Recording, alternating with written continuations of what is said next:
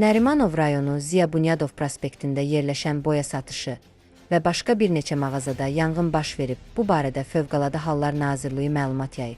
Qeyd olunub ki, yanğınla mübarizə tədbirlərinə qurumun dövlət yanğından mühafizə və xüsusi riskli xilasetmə xidmətlərinin ümumilikdə 18 ədəd texnika və 70 nəfərdən ibarət canlı qüvvəsi cəlb olunub.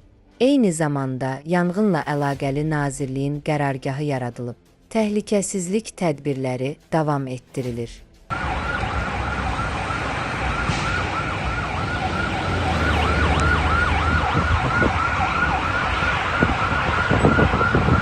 Dərnəciliyin Şotanayıdayız Sankan Üniversitesi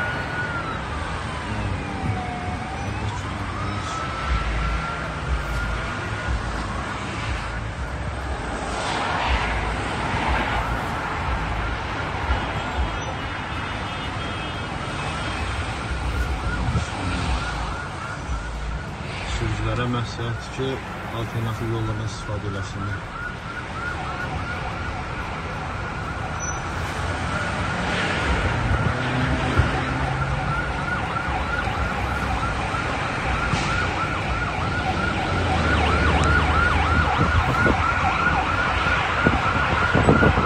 Məlum olduğu kimi, Fövqəladə Hallar Nazirliyinin 112 qaynar xəttinə Nərimanov rayonu Dərnəcil prospektində tikinti materiallarının saxlanılan ambarda yanğın olması haqqında məlumat daxil olmuşdur.